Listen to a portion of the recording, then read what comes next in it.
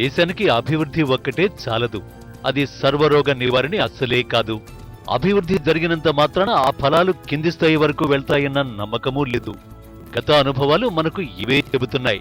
తీవ్ర అసమానతలు తొలగాలంటే వృద్ధి రేటు సాధిస్తే చాలదు.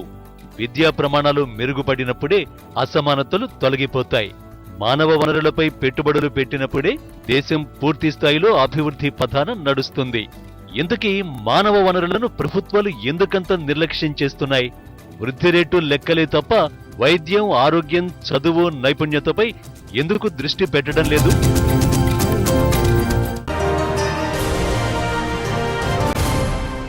గ్రోత్ ఫండమెంటలిజం కరెక్టా? అంటే వృద్ధి రేటు ఉంటే సరిపోతుందా? దీనిపైన దేశవ్యాప్తంగా, ప్రపంచవ్యాప్తంగా చాలా డిబేట్ నడుస్తుంది. United Nations Development Programme UNDP చెప్పింది ఏంటంటే, మీరు వృద్ధి రేటు చూడకండి, పేదరికాన్ని నిర్మూలించండి, అది దానంతరదే వృద్ధిని సాధిస్తుంది. Take care of poverty, it షిల్ take care of growth అన్నారు.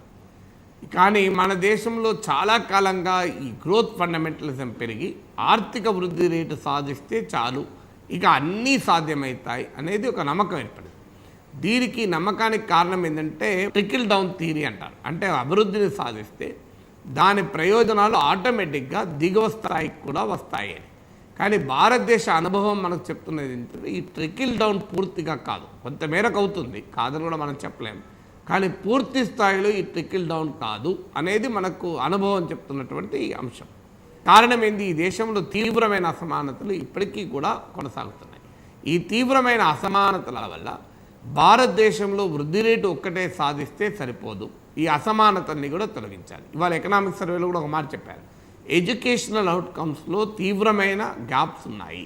అంటే సమాజంలో భిన్న వర్గాలకు సమాన ప్రమాణాలు కలిగిన విద్య లభించడం లేదు అనే ఆందోళన ఎకనామిక్ సర్వే వ్యక్తం చేసింది. రెండో విషయం కూడా ఎకనామిక్ సర్వే ఏం చెప్పిందంటే, విద్యా ప్రమాణాలు రోజు రోజుకు తగ్గుతున్నాయి. Annual status of education ASER report అంటారు. ఈ అసర్ రిపోర్ట్ ఉటంకిస్తూ ఎకనామిక్ సర్వే మాట అన్నది.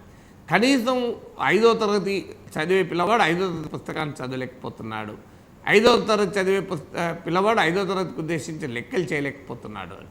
అందువల్ల ఎడ్యుకేషనల్ అవుట్కమ్స్ పెరిగితే తప్ప భారతదేశం అనేది నిజంగా అభివృద్ధి సాధించలేదు అని ఎకనామిక్ సర్వే చాలా కరెక్ట్ పాయింట్ చెప్పింది. అంటే హ్యూమన్ క్యాపిటల్లో ఇన్వెస్ట్ చేయండి, మానవ వనరుల్లో పెట్టుబడులు పెట్టండి అని ఎకనామిక్ సర్వే చెప్పింది. కారణం ఏంటంటే, ఇది నాలెడ్జ్ ఎకానమీ కనుక, విజ్ఞాన ఆర్థిక వ్యవస్థ కనుక, చదువు, ఆరోగ్యము, నైపుణ్యము ఈ మూడు కనుక ఇవ్వగలిగితే, ఈ మూడు ఉంటే ఉపాధి వస్తుంది, ఉపాధి కనుక ఇవ్వగలిగితే భారతదేశం ఆటోమేటిక్గా డెవలప్ అవుతుంది.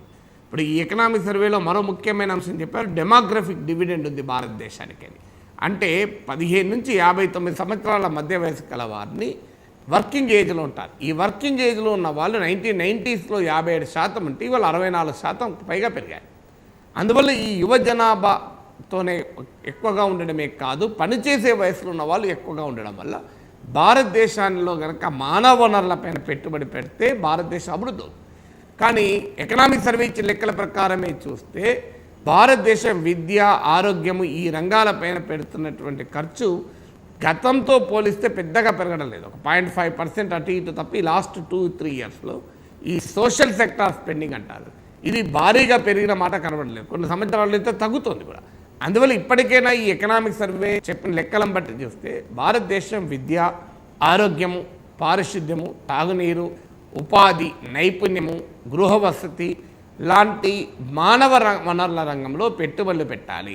మానవ వనరుల రంగంలో పెట్టుబడులు పెట్టడం వల్ల మాత్రమే భారతదేశ ప్రజల జీవన ప్రమాణాలు పెంచవచ్చు, కేవలం వృద్ధి రేటు సాధిస్తే సరిపోదు అనేది ఈ ఎకనామిక్ సర్వే లెక్కలను బట్టి చూస్తే మనకు అర్థమయ్యే ఒక ముఖ్యమైన అంశం.